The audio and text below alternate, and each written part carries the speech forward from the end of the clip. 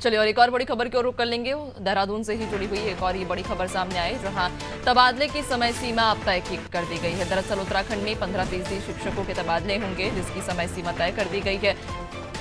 Transfer act के तहत में ये तबादले की प्रक्रिया शुरू हुई और इसको लेकर अब समय सीमा भी तय कर दी गई है, क्योंकि उत्तराखंड में लगभग 15% के आसपास शिक्षक हैं जिनके तबादले होने हैं, जिनके तबादले किए जाएंगे और इसकी समय सीमा अब तय कर दी गई है। जहां आपको बता दें कि ट्रांसफर एक्ट के तहत में तबादले की प्रक्रिया भी अब जल्द ही शुरू हो जाएगी। तो उत्तराखंड में लगभग 15% शिक्षकों के तबादले होंगे, जिनको लेकर समय सीमा तय कर दी गई है। ट्रांसफर एक्ट के तहत तबादले की प्रक्रिया शुरू की गई है। ज्यादा जानकारी लेंगे, सहयोगी सोनू हमारे साथ बने हुए हैं।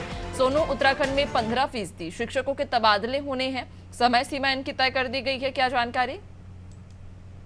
ये जो तबादले हैं इसकी प्रक्रिया शुरू हो गई है और जो ट्रांसफर किए जा रहे हैं जो एक्ट में प्रावधान किए गए हैं उसी के नियमों के लिहाज से प्रक्रिया को आगे बढ़ाया जा रहा है। चूंकि पर्वतीय क्षेत्रों में हमने जो अभी तक महसूस किया है पर्वतीय क्षेत्रों में कर्मचारी और अधिकारी ज्यादा लंबे समय तक काम करने के पक्षधर अक्सर नजर नहीं आते हैं और यही वजह है कि जो ट्रांसफर एक्ट है उसमें इस तरीके के प्रावधान किए गए हैं कि एक निश्चित समय सीमा तक अधिकारियों को, कर्मचारियों को जहां उनका ट्रांसफर किया जाता है वहां कार्य करना होगा।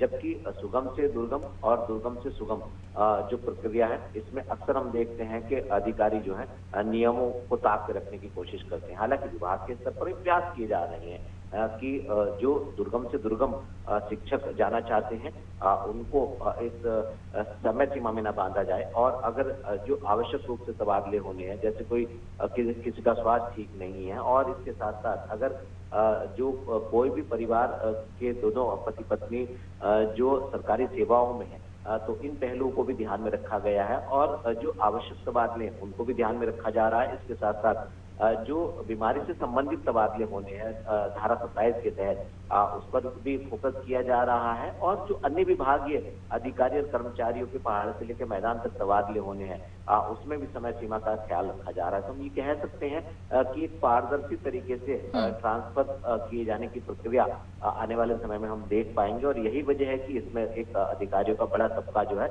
वो इस कवायद में जुट गया है। ठीक है, बहुत शुक्रिया आपका, बने रहेगा और भी अपडेट्स लेंगे आपसे आगे।